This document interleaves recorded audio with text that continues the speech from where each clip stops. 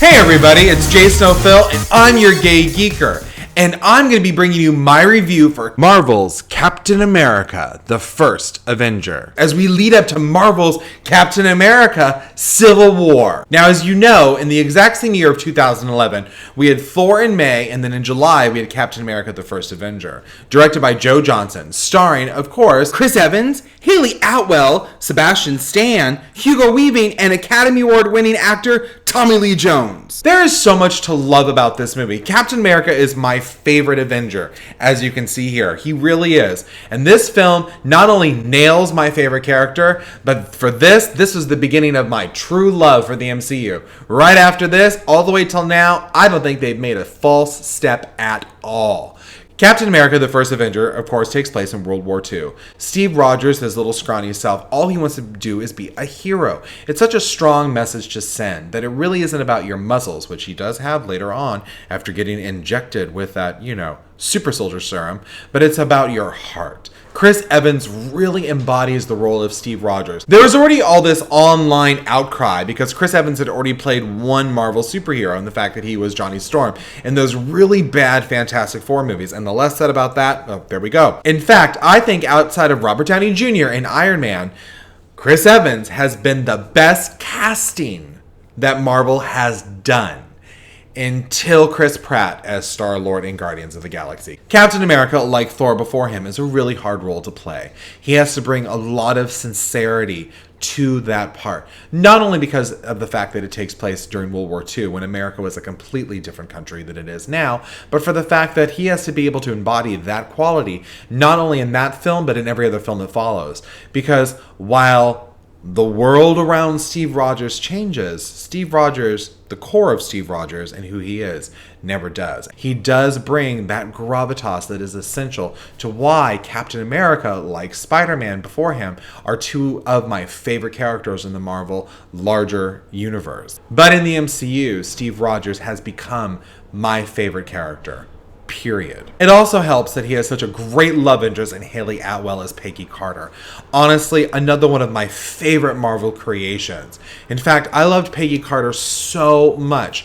I don't watch Agents of S.H.I.E.L.D. at all. I'm not that interested. But I have seen both seasons of Agent Carter, and I'm really hoping beyond hope that ABC gives her a third season. Because in all honesty, the more Haley Atwell I can have on my television, the better.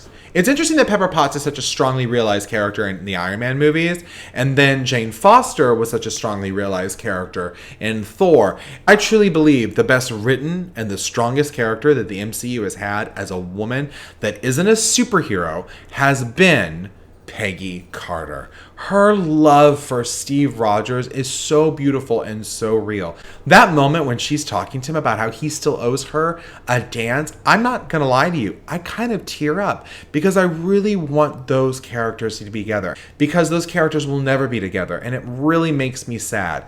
That is the power of strongly written characters played by strong actors in a film. I care what happens to them. I care if they get together. I care if they don't. And unfortunately, or fortunately, Peggy Carter and Steve Rogers are one of those comic book movie romances that I care greatly about, and am so sad to have never seen come to fruition because of time. Hugo Weaving, as you all know, plays the Red Skull, and he is great. Hugo Weaving is always good as a villain. Sadly, I don't think we're ever going to see the Red Skull in another Captain America movie. Hugo Weaving's been very vocal about the fact that he really hated the makeup process and all those prosthetics when he had to be the Red Skull, and unless they find a different way for him to be able to do it, he has no intention of ever to come back to that role, which is sad because Hugo Weaving is such a great actor and brought so much to that role that I really don't want to see another actor play Red Skull if he comes back. So maybe this is one of those times that we just let Red Skull be dead. We don't need to bring him back because unless it's going to be Hugo Weaving, we don't need to do it. I'm just going to put that out into the universe. I really love the character relationships that are built into this film. You have Steve Rogers with Peggy Carter, you have Steve Rogers with Bucky Barnes, you have Steve Rogers even with Red Skull, you have Steve Rogers with the Howling Commandos. You have Steve Rogers having real relationships with real characters. And that's one of the things I think all the Captain America movies have gotten right. And all of that can be laid at Chris Evans' feet. Such a warm presence on screen, you can't help but like him. He brings such a gravitas to this role that It's welcoming into the world of Steve Rogers and really makes you believe in it. This is another Marvel movie that is rooted in character development and world building. This is also the Marvel movie where we got to see the very first Infinity Stone. This, of course, is the setup for the ultimate goal, which is the Infinity Wars. But that's some of the world building I love about the MCU, is the fact that they keep on dropping this little bit of information throughout their films to build to a larger grand opera. All right, everybody, I'm Jason O'Phil. I'm your gay geeker. And don't forget, we're going to be counting down on this channel right here to Marvel's Captain America Civil War. So like my page on Facebook, follow me on Instagram, or subscribe to this channel. And if you're wondering how to do it, just look up Gay Geeker. That's Gay Geeker, like Tigger.